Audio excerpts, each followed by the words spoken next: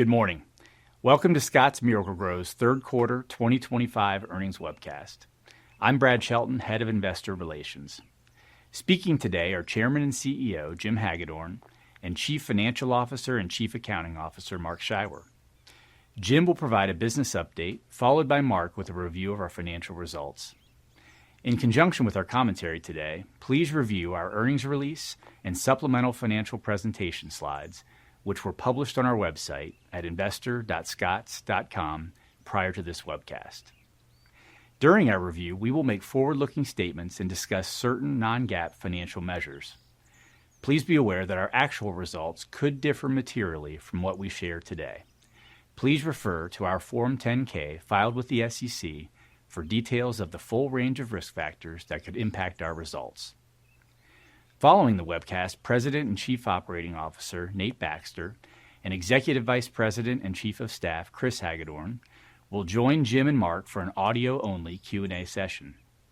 To listen to the Q&A, simply remain on this webcast. To participate, please join by the audio link shared in our press release. As always, today's session will be recorded.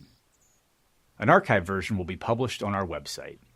For further discussion after the call, please email or call me directly. With that, let's get started with Jim's business update.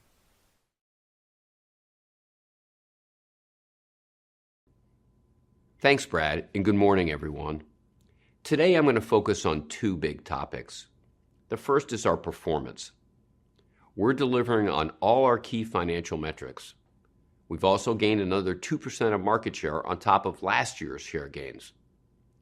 What's even more impressive is POS units across our categories are up 8% on the year. They're keeping pace with fiscal 24 trend that saw us drive 9% gains last year. It's clear our marketing and activation programs are working, and our consumer is highly engaged.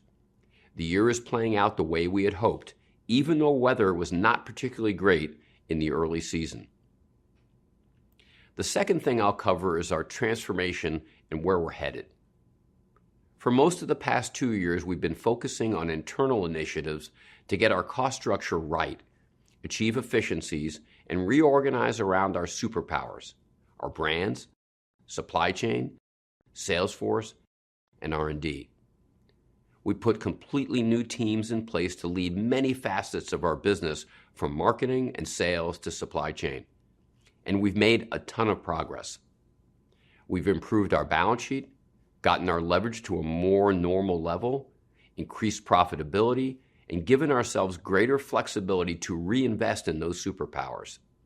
We continue to adopt technology to drive further productivity and efficiency improvements well into the future. The next thing on our transformation checklist is a shift to outward-facing initiatives involving our brands and our relationships with our consumers. We have the most powerful franchise in lawn and garden, and we're going to make it even better. We're deploying more resources and injecting new thinking into our approaches to marketing, messaging, channel expansion, and innovation.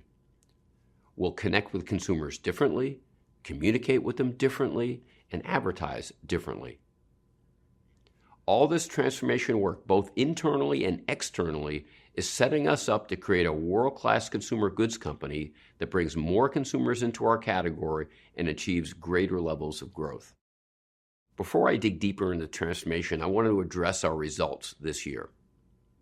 With a clear view into the final months of fiscal 25, we're reaffirming our EBITDA guidance and expect to fully deliver on our top and bottom line metrics. U.S. consumer sales are in line with our guidance of low single-digit growth. Year-to-date, EBITDA increased 9%, EPS rose 24%, leverage improved by more than 1.25 turns, and gross margin is above 30%. We're accomplishing what we set out to do. As I said, POS is a good story. The POS unit increase so far this year has been led by soils at plus 12%, mulch increased 8%, controls up 3%. Lawns is a special example. POS units for branded lawn fertilizers are up 1%. Halts, our early season fertilizer product, had a 25% unit increase over prior year, while grass seed units were up 16%.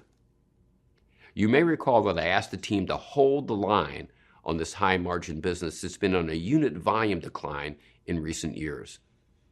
They've done a great job of putting together a program to start reversing the trend.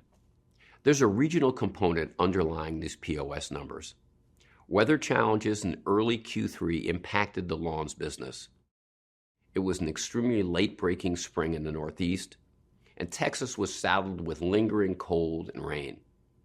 But we're better at navigating this unpredictability. Nate and his planning group have a lot of tools that enable us to adjust and maximize our promotional and advertising activities. If one region is getting bad weather, we strategically shift our media plans to where it's better. And that's what we did in lawns. When it became clear that challenges in Texas would cause us to miss our bonus S target for POS and consistent poor weather in the Northeast would push back the season, we redirected those resources to the Midwest. Let me take you through those Midwest numbers through Q3. Of the big regions, it had more traditional weather patterns and best reflects the results of the changes that we made. Across the entire branded lawns portfolio, POS units were up 16% in the Midwest region.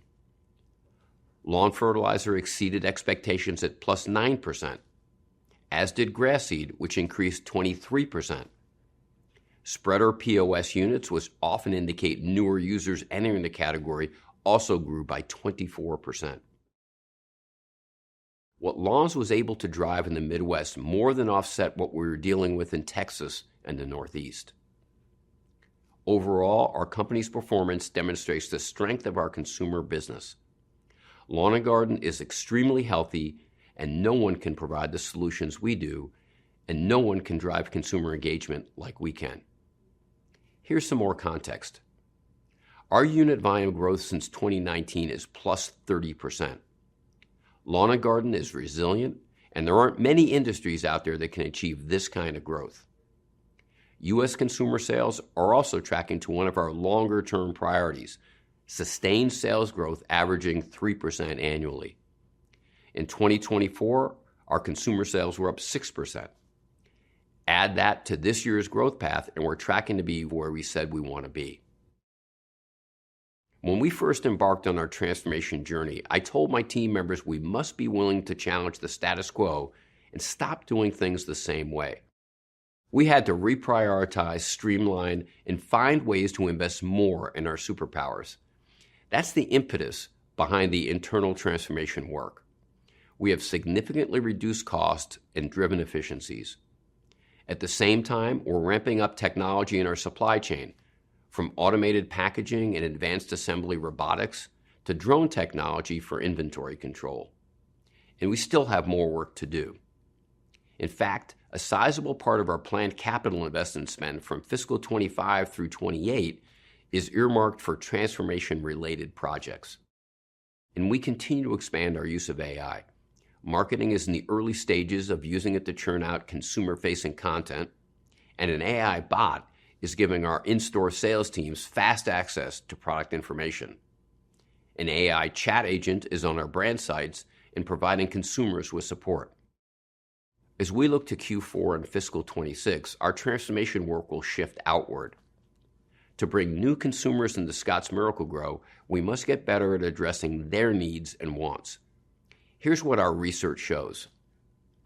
Lawn and Garden is part of a broader wellness lifestyle for more consumers. It's no longer just about outdoor upkeep. It's a source of well-being and expression in outdoor and indoor spaces.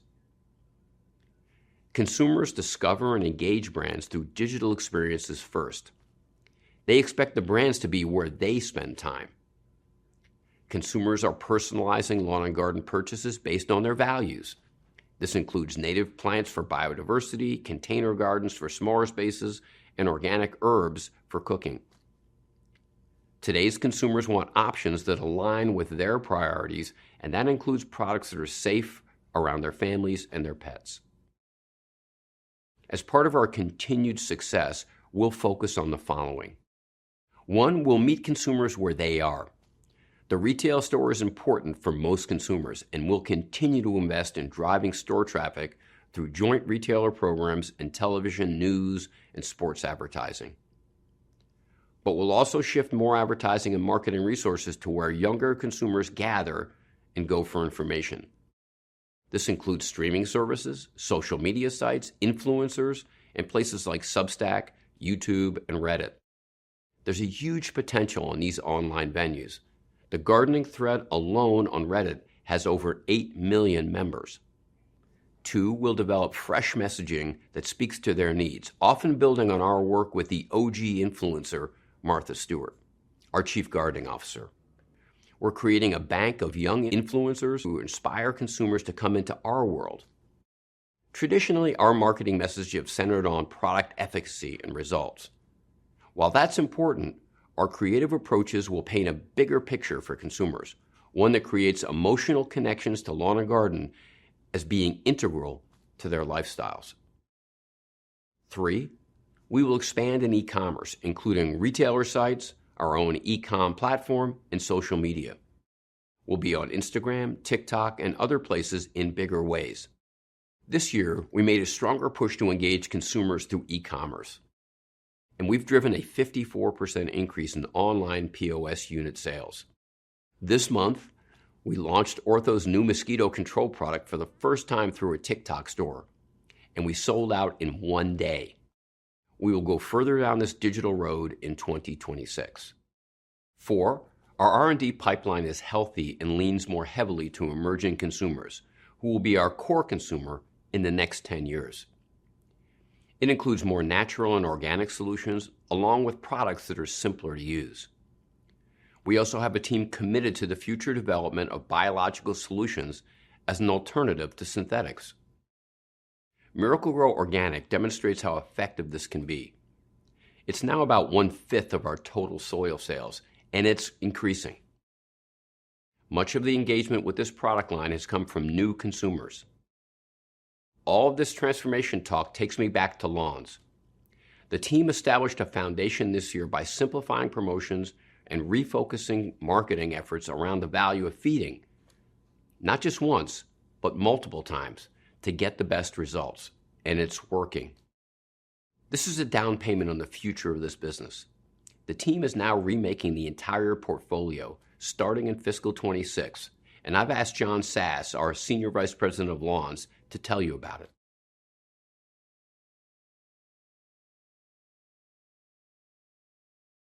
Thanks, Jim, and hello, everyone.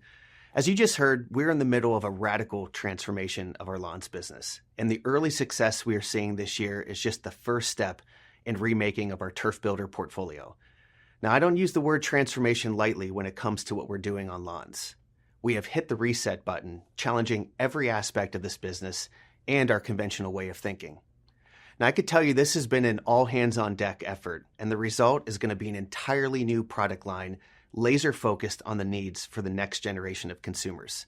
Simply put, consumers want to have a great lawn they can enjoy with their family and pets, and that's what we're going to give them. So what are we doing?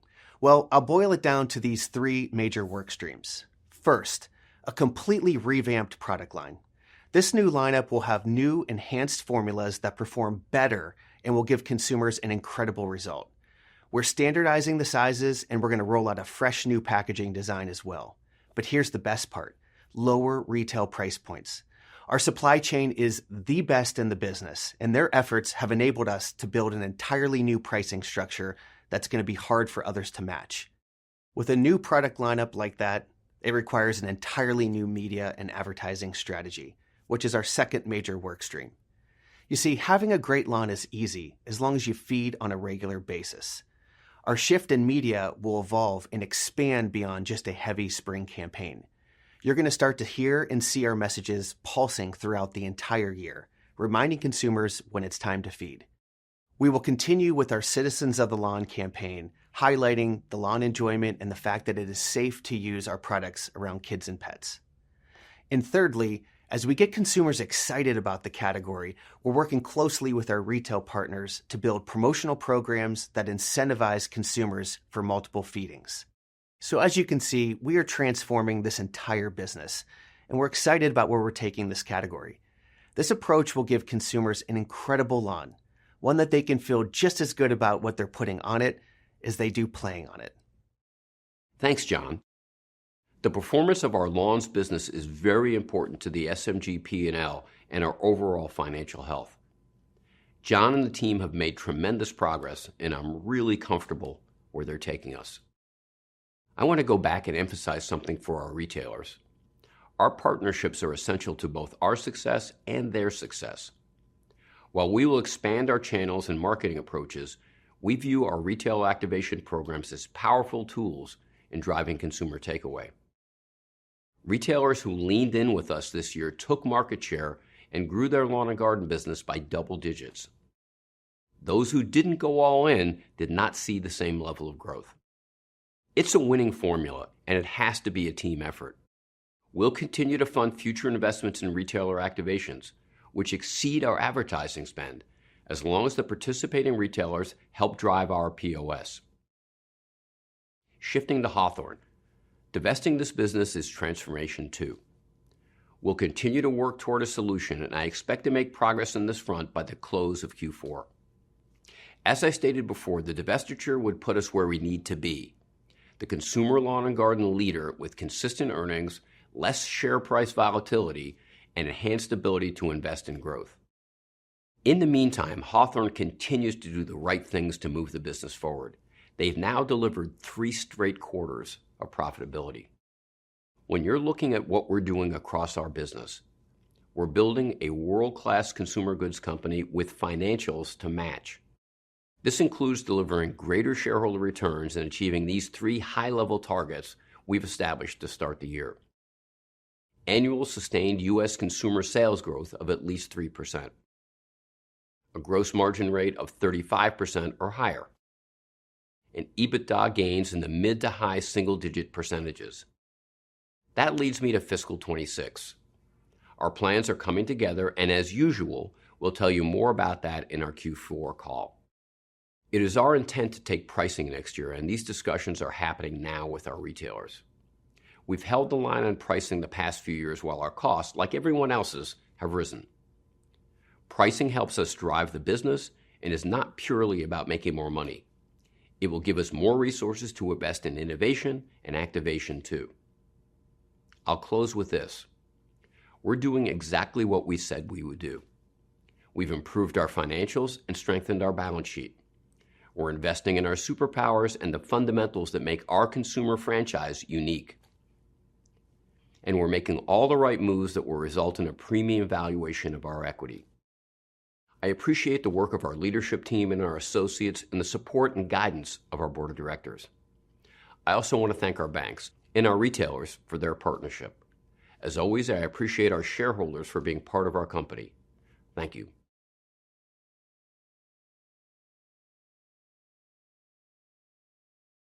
Thank you, Jim, and hello, everyone. We delivered a strong quarter, continuing the momentum we've built through the year. Jim discussed the substantial progress we've made on the financial metrics that are foundational to our fiscal 25 plan. When you look at our performance, we are well positioned to deliver on the fiscal 25 guidance for U.S. consumer sales, gross margin, EBITDA, EPS, free cash flow, and leverage.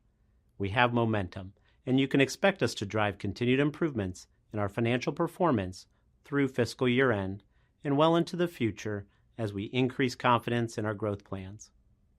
With this background, I'll review the financial details. The overarching story is the power and health of our U.S. consumer business.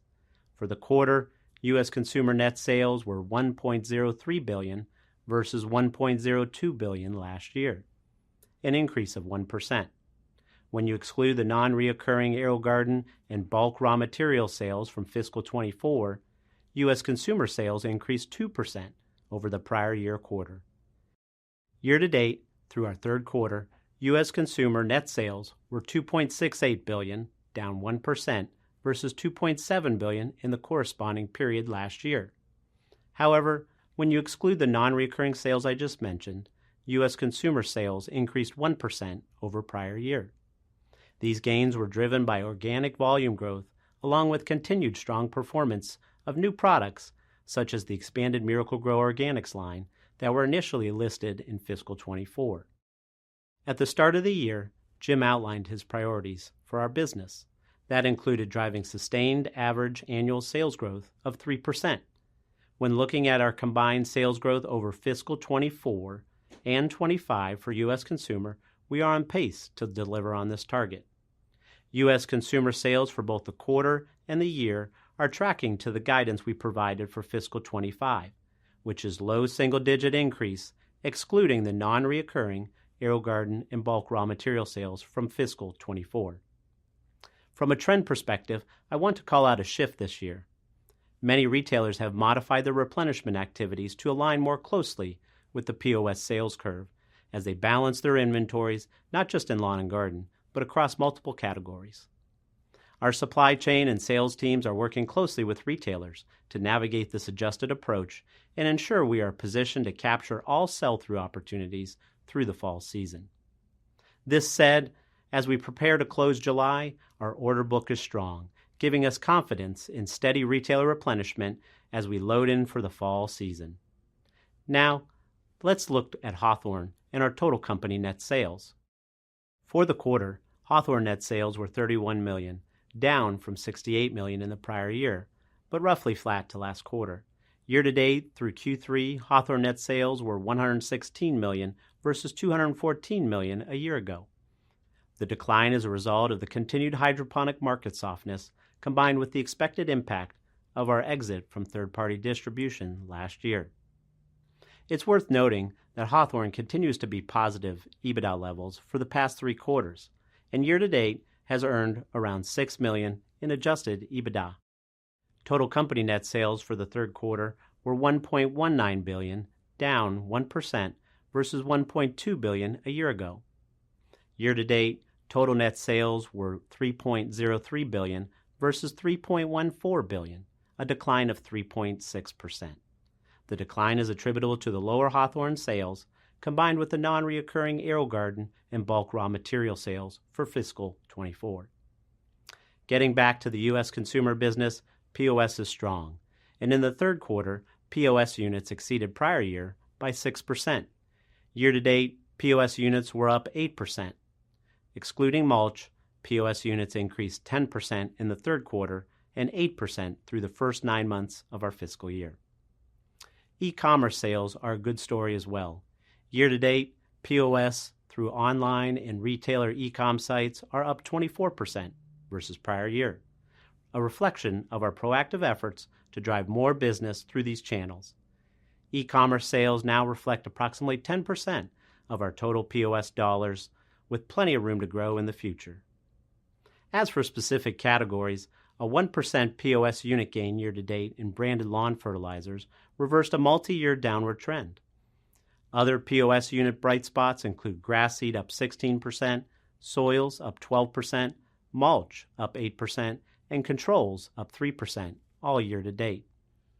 Within the controls category, selective and non-selective weed control products were down versus the same period last year due to cooler and wetter weather extending into the spring and early summer, along with competitive pressures. This trend has reversed as heat impacting much of the country is now contributing to elevated weed and insect pressure.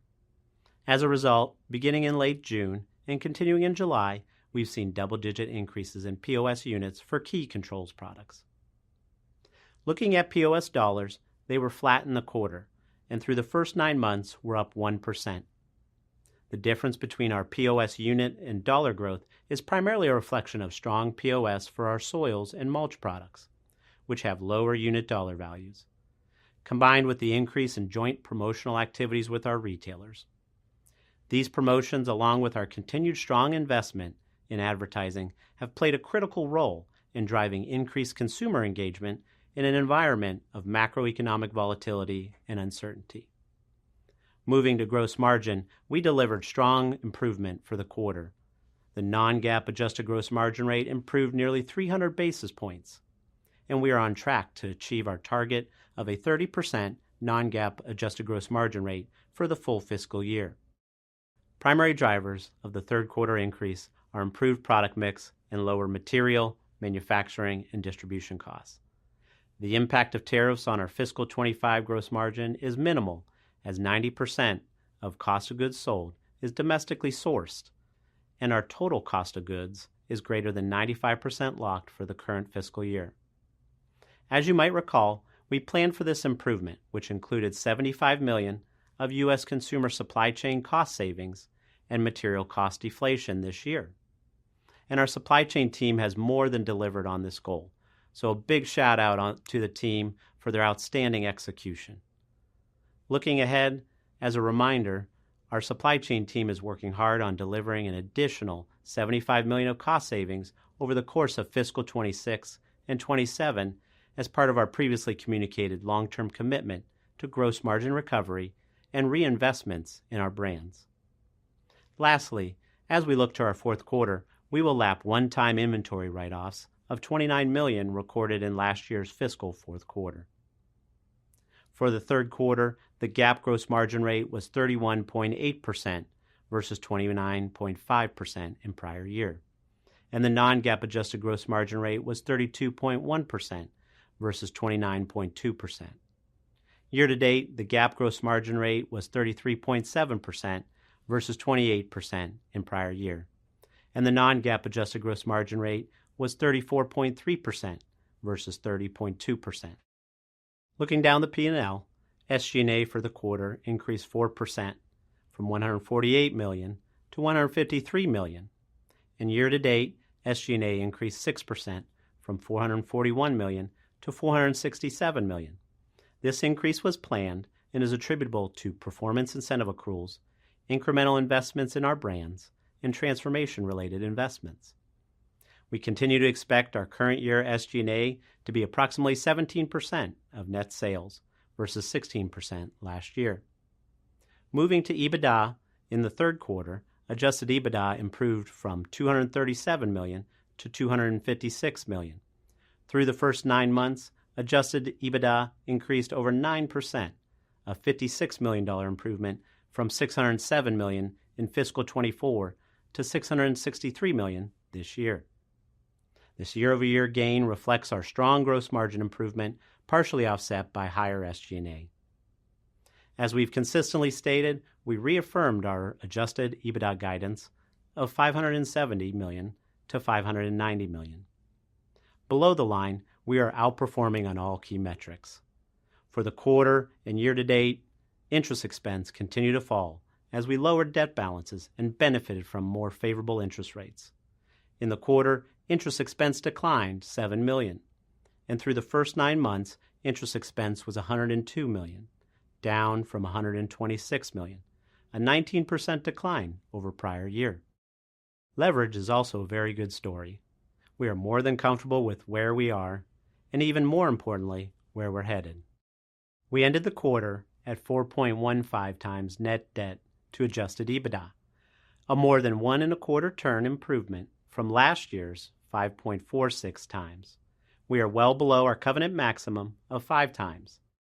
We continue to deploy free cash flow to debt reduction, and our borrowings at the end of the third quarter were approximately $300 million lower versus prior year, as we're on track to deliver our free cash flow guidance for fiscal 25 of around $250 million. Our non-GAAP adjusted tax rate for the quarter and first 9 months was 29% and 27.4% respectively. For the full year, the tax rate is still expected to be in the 27 to 29% range.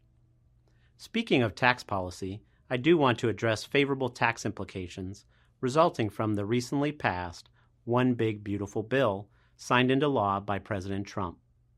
The restoration of these key TCJA provisions that include a bonus depreciation, R&D expensing, and increasing the deductible interest limitation will provide us with meaningful cash tax benefits going forward. These changes will allow us to drive further investment in our business for years to come.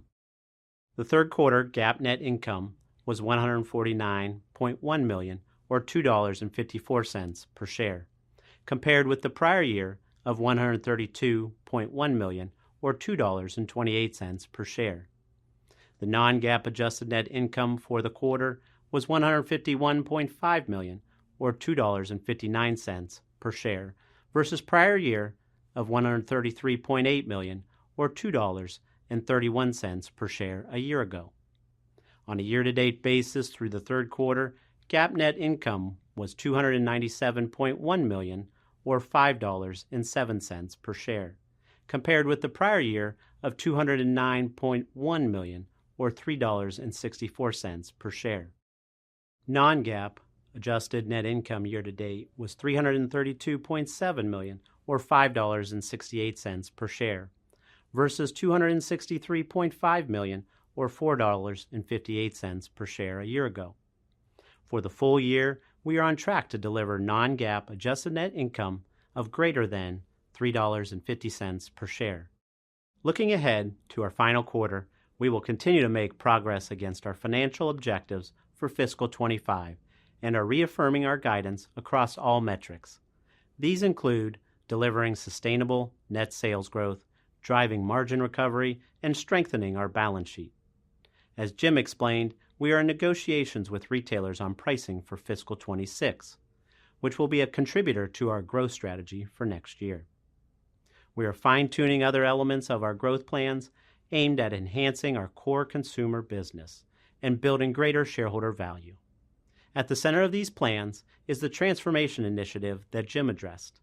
From an internal standpoint, we are investing in technology, AI tools, automation, to drive operational and cost efficiencies. Outward-facing, we will market Scotts Miracle-Gro and our leading brands in new ways to bring younger and newer consumers into our business. We have much to look forward to, and we are confident in our trajectory and excited about the opportunities ahead as we plan to finish the year strong. Thank you, and I'll turn it over to the operator for the Q&A. All right, guys. Jim Hagedorn here. I'm going to just rant a little bit, not for kind of any reason except I want to look back at the last quarterly call we had where the shares, I think, went down about 15%. So we had a great result. I think I'm so proud of the company with what we're doing and the progress we've made that you're seeing today. But it was the same in the last quarter call. And there were like nonsense, like headlines that came out that we pulled guidance, that we didn't make our numbers. And the stock reacted to that. The next day, it went up 15% back to where it was. About a third of our shares traded. And I have not been able to get the SEC or the New York Stock Exchange to show any interest in compliance against who is behind that. And I don't think it's orderly, and I don't think it's right for the New York Stock Exchange or the U.S. public markets to sort of allow that kind of stuff. I'm really talking to Cleveland Research here, where, I view Eric as one of the best analysts traditionally in our space. But if I look at sort of what he's saying, about private label, we are not losing share. As long as I've been the CEO, guys, we have been reducing the share of private label and gaining share in our marketplace. And so this sort of nonsense about private label, I think there is a retailer out there that is playing with private label. I'm not going to name them, mostly because they're friends of mine. But I can tell you, it doesn't work. The news about being sort of my age and having been in this industry as long as I've kind of seen it all. And look, it's a tough time out there with Amazon and non-traditional marketplaces and looking where there's going to be growth. I think our biggest retailer has, and almost all of our retailers, have gotten behind our programs. Part of what you see when you look at our numbers is, lower dollar unit gain, increases, much more substantial increases in our unit volume. That's a result of effectively taking price down by taking money with retailers and putting it into, what we're calling activation dollars. And it's worked. And we've taken share. To have gains we had last year, to have the market share gains of 200 basis points this year, it's just kind of the most amazing time since I've been running this business as far as taking share. and we're not losing to private label. And a strategy that says, I'm going to rely more on private label, it is not going to work. And it's not going to work for that retailer. And it didn't work, and they lost share. Inventory. Inventories are down at retail. They're not hurting us.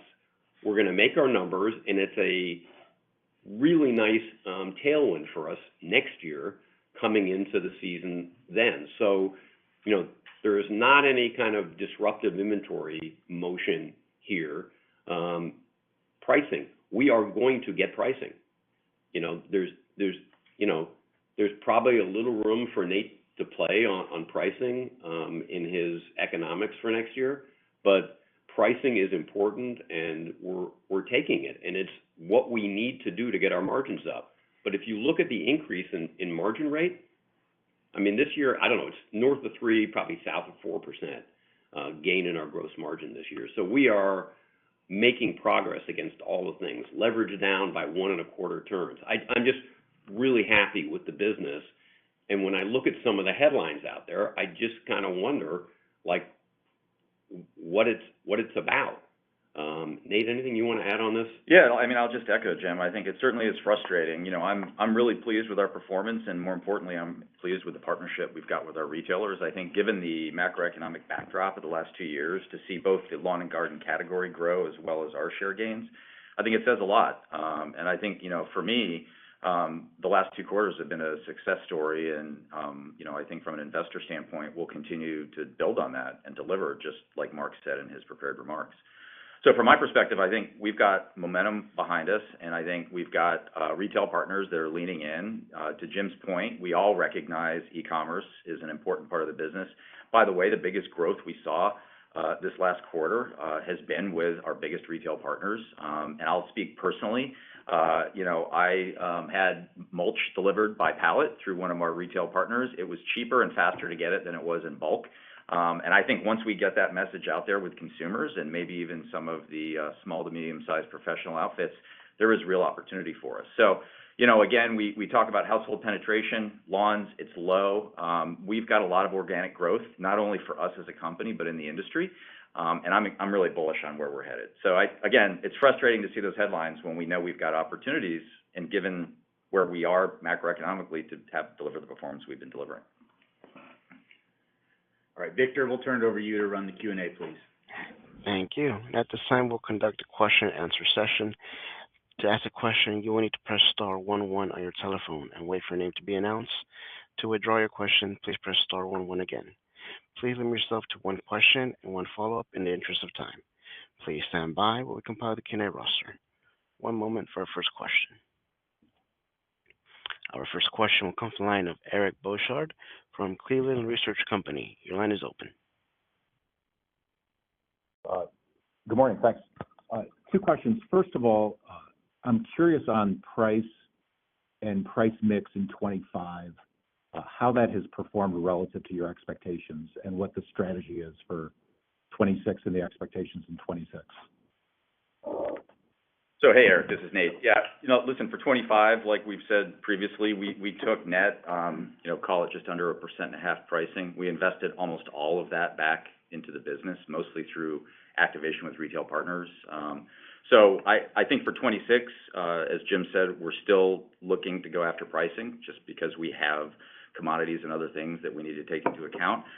It's a little early for me to say our strategy and how we'll reinvest those dollars, but we will. I don't know if we'll reinvest all of them because we're definitely looking to grow top line. But, look, my view is this. I'm not going to spend any less on activation with retail partners. I think at this point in the season, the only question is, who am I spending it with and what programs am I spending it on?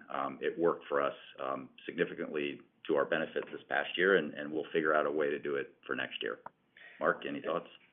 Eric, this is Mark Scheiwer. Just as it relates to our expectations going into the year, we were expecting a difference between unit and dollar growth from a POS, mix being a big piece of it, and then I think I've said in the past about 2/3 of it and 1/3 price. Those have held in line with our expectations. And the only thing I'll call out versus some of the remarks at the beginning, We've had some great innovation this past year and past 2 years on Miracle-Gro Organics, which has helped with our volume and a lot of our great activity in unit volume growth. So from an expectation standpoint, it was in line from a sales guidance. And then as we look to next year, we're still in the early planning phases, but as that business like soils and mulch continue to grow and do well, there might be a continued disconnect, but we'll see. We'll give you guidance in Q4.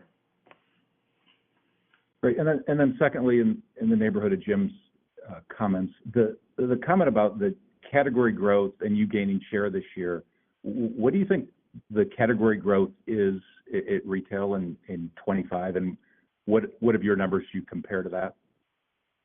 Yeah, so Eric, our calculus using our external sources is we see the year-to-date market for lawn and garden has grown about 5 points, and we've gained about 2 points of that share. And so within that, is this dollars or units? I'm sorry. Dollars. Okay, so the market up 5% and your dollars up 7% year to date. Okay. Very good. That's all I have. Thank you. Thanks. One moment for our next question. Our next question will come from the line of Jon Andersen from William Blair. Your line is open. Good morning. Thank you for the questions. Two questions. First is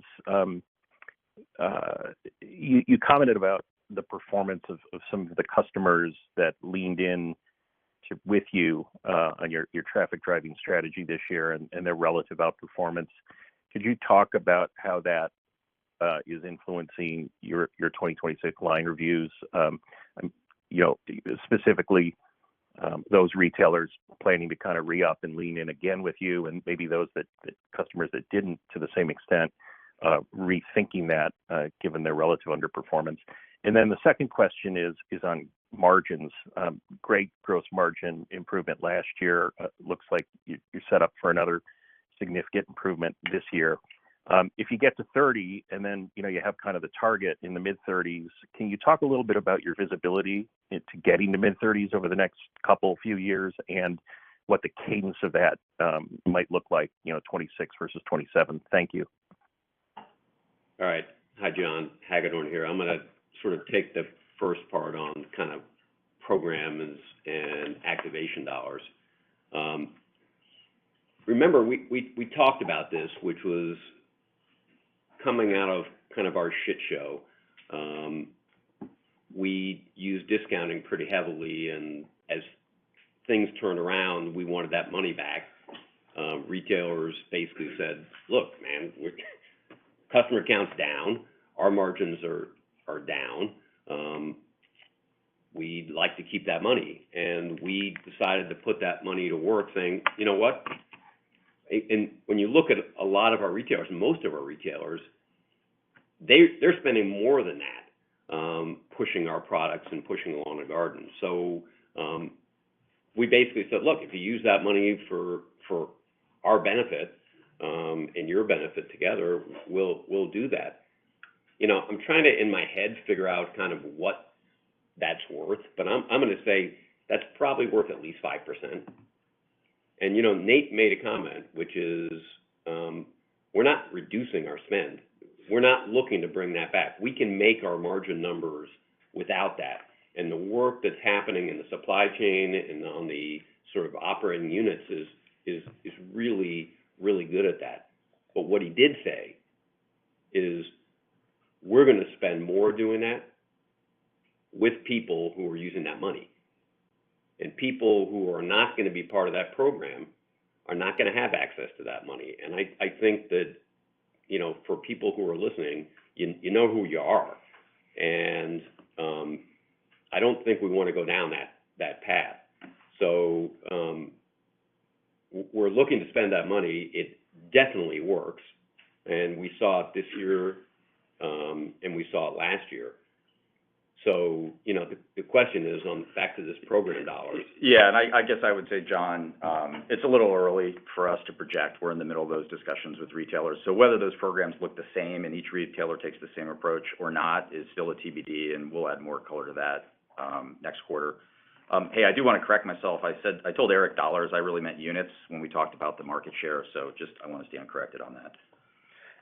John, just to follow up, this is Mark Scheiwer, just following up on your comment on gross margin and the phasing. So what you saw year to date has been outstanding performance by our supply chain team and the organization broadly. So we've been able to over deliver year to date on our gross margin, including those $75 million of savings. We've overperformed year to date. We've realized those, and we've got good line of sight for the balance of this year. As I look to next year, in 26 and 27, the team's already been doing a lot of planning around this, and the walk generally from 30 to 35 is going to include about a point. I call it about a point of 1% benefit, gross margin benefit, or 100 basis points from supply chain savings, and then about 100 basis points from net pricing, net of any kind of commodity inflation. So those are kind of the key step-ups as we go from here. And I would say that the team on the sales side is working hard on those pricing and programs, and we'll provide you more color at year end.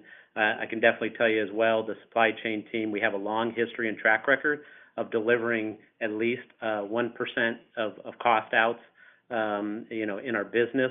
And I've been already seeing the laddering up of projects. The team's doing a great job. It will be a little bit phased. Like I said, 1% is generally the nerdy economy. It's phased, but the team's got to execute on CapEx projects. We've got a lot of great CapEx projects we're working on that we spoke in our prepared remarks around automation activities that are going to deliver a lot of those future savings. So it will be kind of a staggered, measured approach. And I would just add innovation. I think John Sass talked about it in the introductory remarks. As we really go to full launch of the new fertilizer program in 27, that innovation will bring margin accretion with it as well. Yep. Look, I also think that there's a lot of enthusiasm at retail on lawn and garden. You look at our unit volume increase over 2 years, that's 17%. Yeah. So I think there's a lot of enthusiasm, and I don't want anybody to get the idea that there's any trouble kind of in paradise. It's a really good category. It's growing really well. Retailers are highly enthusiastic, and I'm not really hearing any sort of pullback from their sort of outlook on which is positive for lawn and garden. Yep.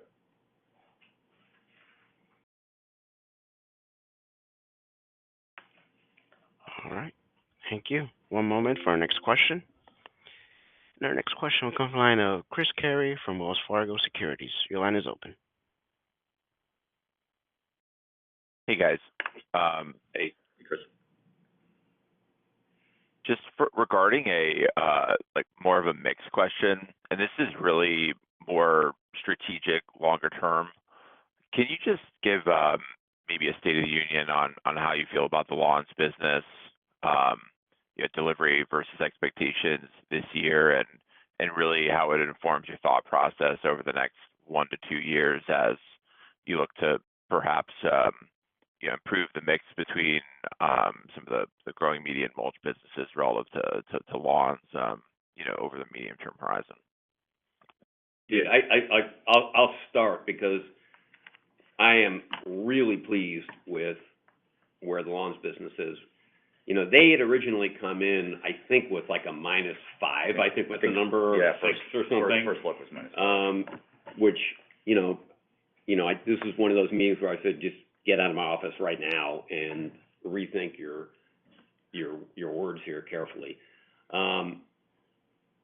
And John and his team, with a lot of support from Nate, have done really well. We called the Midwest numbers out because of the two big regions in the Northeast and the Midwest. The Midwest had the most normal weather. So, I don't know what those numbers were. They were like +15 or something like that, which I think is way above. If you look at the Northeast was just really late, and Texas really never came to fire. And they still held the line. They were still positive. They had a huge increase in crabgrass control products. So that Halts business, that is like no joke. To be up, I think it was 25. I'm just looking at people. They've given me the thumbs up. to be up 25%, it doesn't just do good for multi-bag.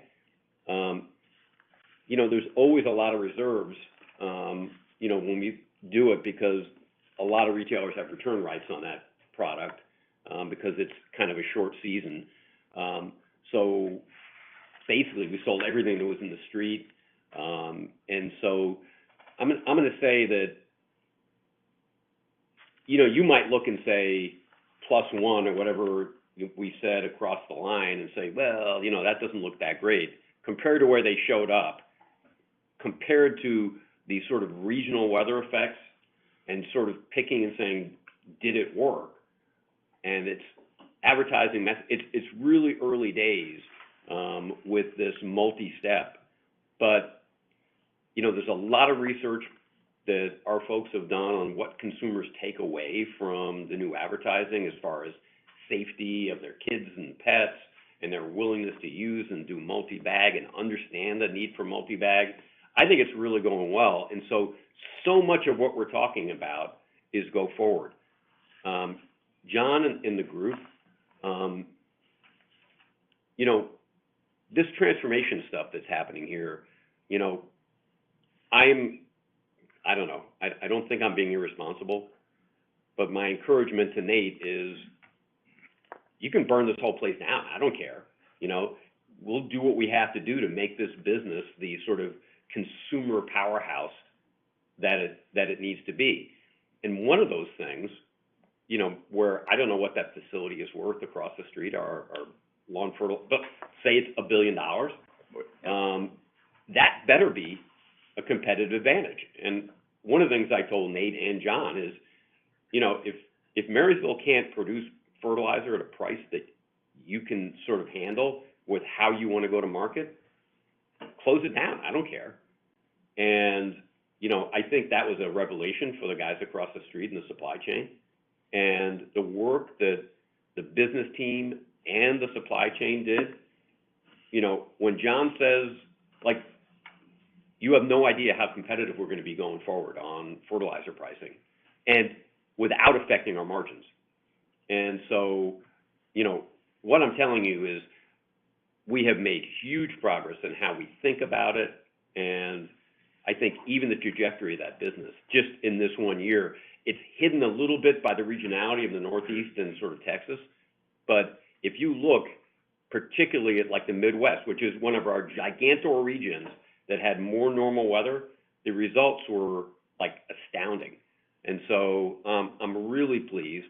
And I think from a competitive, you know, this issue of lethality, you know, maybe going a little bit back to sort of private label.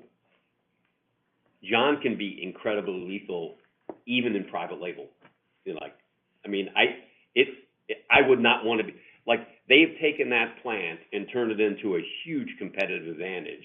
And you're going to see that rolling out really next year and the year after that. It's going to be really fun to watch.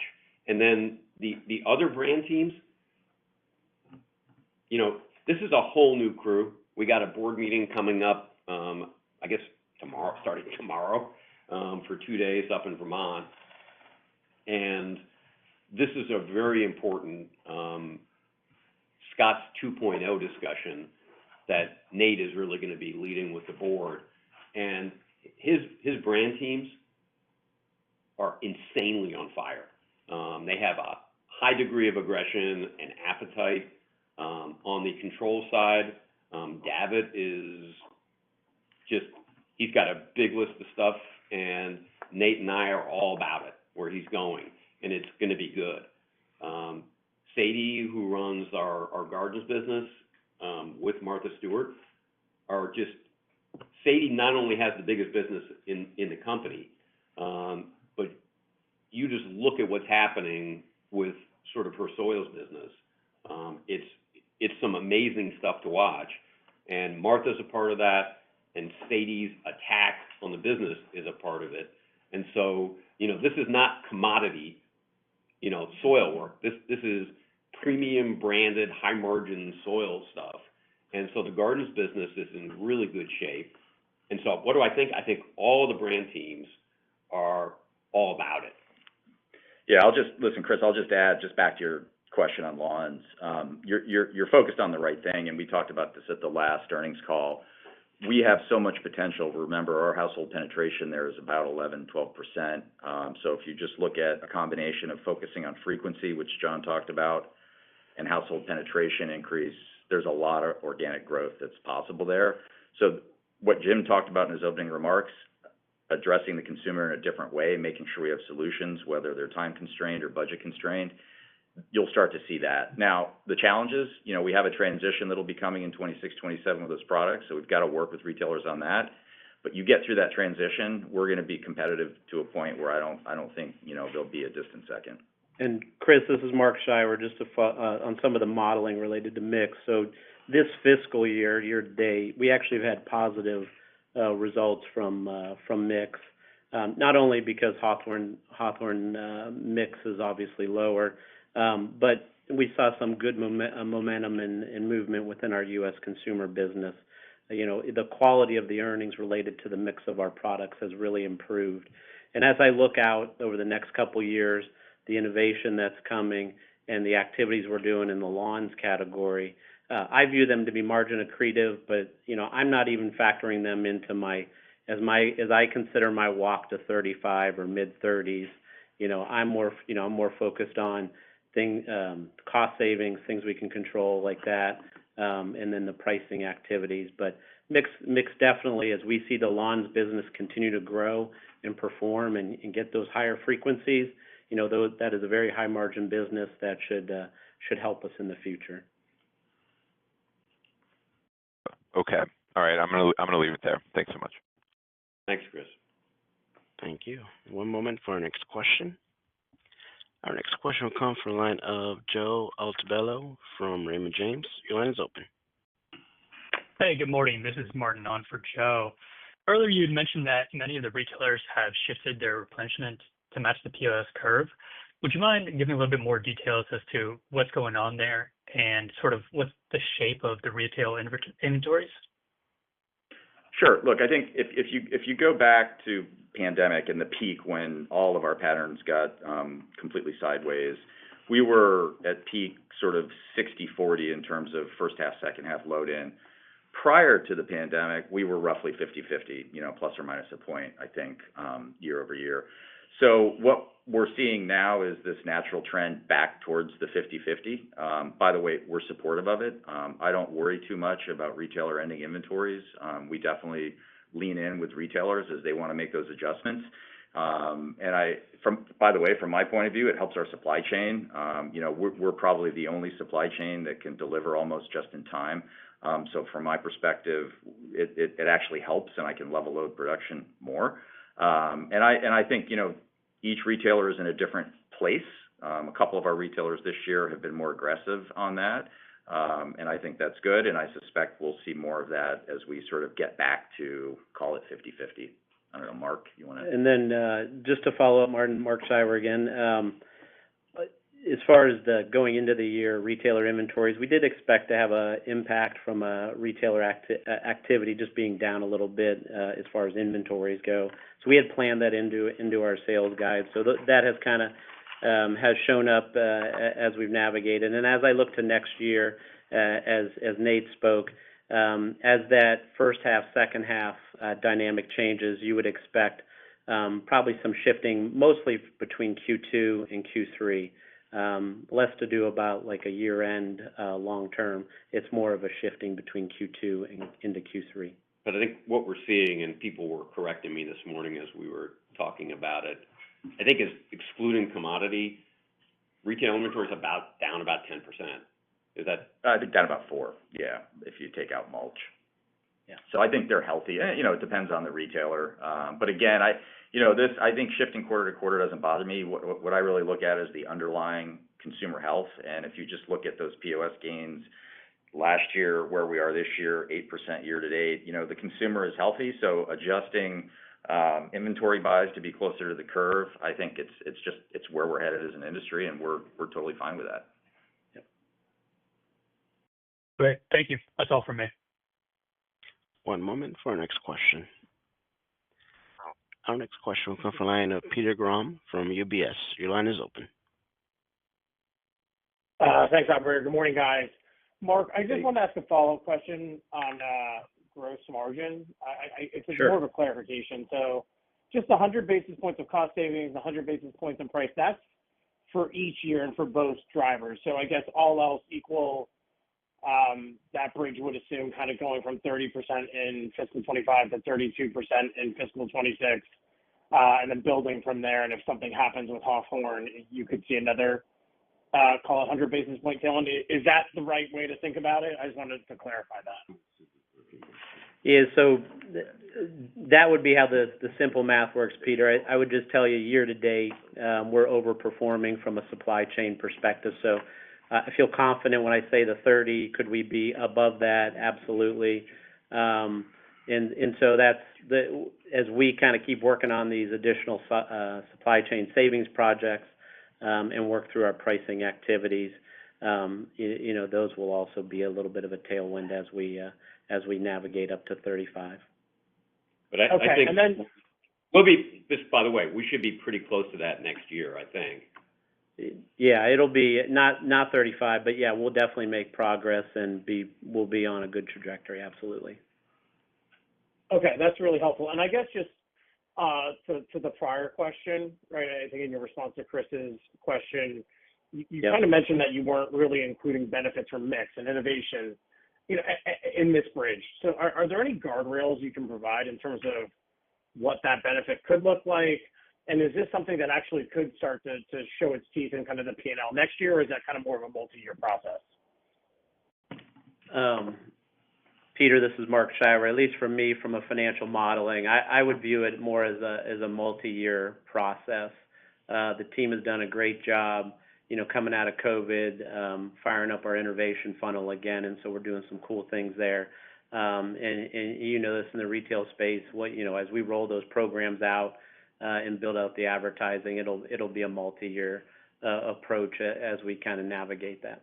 Yeah, I guess I'll just say that a different way. I think, again, we had a very cost out focus, call it 3-4 years ago. We've shifted. It takes a little bit of time to get that spun back up, but I think MGO is a great story. We've got new innovation. I don't know what that means. Oh, sorry, Miracle-Gro Organics. That organics line went from nothing to $100 million in 2 years. So it's, from our perspective, been a success story. I would say we're biased towards more innovation coming out in 27, but here's a difference, Peter, and you saw it with the mosquito product that was featured on the prepared remarks or the prepared video. We're gonna, as innovation becomes available, we're gonna introduce it through digital channels. We're not gonna wait for sort of traditional seasonal with the retailers. And by the way, we're not leaving them out of this. We'll do it through their digital channels as well. So you're going to see us turn on to more of a 365. When we have something ready to go to the market, we're going to take it to market, and we'll do it in a way where we're targeting consumers. And I think it takes a little bit of the, when you think about weather in the spring and you think about people going to a garden center or a retailer on a nice sunny day, I think what some of our retailers are seeing is, people on e-com, they'll order it on a rainy day and they'll wait till the next nice day to apply. So I do think we've got sort of cultural shifts that will favor us as we work with our retail partners to sort of figure out how to address consumers wherever they are, as Jim said. Look, and I think one of the things that we haven't talked about is, Bonnie's done really well this year. So, I think continued progress there, and Hawthorne also helping out. So, not being a drag. Yeah, that makes sense, Jim. I guess one last question for me, and then I'll pass it on. Just Jim, taking all of the comments you've made are just around the top line, the category, the retail activation, the innovation, clearly just a lot of momentum, a lot of enthusiasm. And I know your comment, in the prepared remarks around the long-term algorithm, for certain components of the multi-year target. But as you look out to next year, is there any sort of reason why the U.S. consumer business wouldn't see that 3% level of growth that you kind of outlined previously? Thanks. The answer is no. Here's our issue. I'm looking in. This has been up probably 6 months on my big whiteboard in my office, which is kind of what I'm trying to get everybody head around is 2% unit volume, sort of 1% pricing. I'm talking not next year, I'm talking kind of long-term, 1% cost out. And I think those are safe numbers. You know, the issue is if all the stuff we're doing, I would, if I was any of the people running businesses, those are embarrassingly low numbers based on, I think, what we know we can do. So I think the challenge is if you look at just marketing money that Nate wants, that was probably 150 this year or something like that, which is a big increase from last year. I think what Nate's going to show up tomorrow and Friday is say, I want 300. And so the question is, and I know this is a lot of pressure on Mark, is he wants to be safe, okay? And I totally get it. But it is the kind of square corner we're going to run into where we don't want to tell you guys numbers that we can't make. I think that's a bad day. But we think we can do more. But Nate wants a lot more investment in the business, and I think the brand teams, I think, need that money. They want that money. They can put that money to use. And that's a little bit the sort of challenge in the budgeting for, you know, multi-year budgeting that we're kind of running into is if we use a low enough number, it's not going to justify the investment that Nate's going to want to make in his business. And it's not just in sort of marketing. I think it's innovation. There's a lot of places where Baxter wants to put money. And I know Mark and I want to give it to him. We're providing that guardrail that you guys were talking about as far as limiting top line growth to a number that we believe is achievable kind of all day long. And that's the difference is I think that the natural growth rate of this business should be higher than sort of 2% unit volume growth. And we've seen that. So we just have to figure out how to budget through it. And because I think what's important is for Nate to make numbers that are higher, he needs the investment that's higher. We want to give it to him. But Mark and I are trying to be safe on sort of what we tell you guys. I think this year stands as a proof point. We made significant incremental investments in the brands and the business, and, you know, we're on track to deliver per guidance. And Peter, again, Mark Scheiwer. So as our margins continue to improve and what you saw this year, we'll continue to invest in the business from that standpoint. And those would be sales, you know, volume driving activities, whether it be incremental advertising or investments from an IT perspective, e-com, things like that. So it becomes circular. But we're making great progress on the gross margin activities, and I think those will help fuel growth, and we'll give you a sales guidance in Q4. Yeah, we'll do it in a measured and responsible way. I don't know. Makes a lot of sense, guys. I don't know, man. I don't know. I think that I personally very much believe in where Nate and his crew are going. I want to invest hard behind it. And I also understand the need to sort of safety in our outlooks with the street that, you know, over-promising and under-delivering where we still produce a great number, but people say, well, it's less than you said. And we do have to figure it out. We were going through just headcount here, you know, because we're getting ready for a board meeting. We're talking about this issue of transformation, or call it, dude, this company from a headcount point of view is a lot lower. I don't know what our cuts have been. I think we said just $400 million in cuts, $100 million in investment. That's what we said kind of last year. You know, I think Nate's pulled out probably another $100 million, if not more. And But I would distinguish just one important point, which is, Springboard were cuts, but what we've done, call it over the last 12 to 18 months, has been just strategic transformation, just eliminating workflows that don't need to be eliminated, automating things.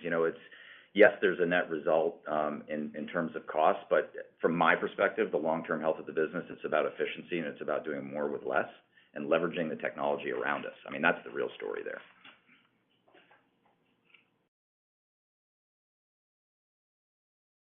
All right, thank you. One moment for our next question. Our next question comes from the line of Andres Padilla from Jefferies. Your line is open.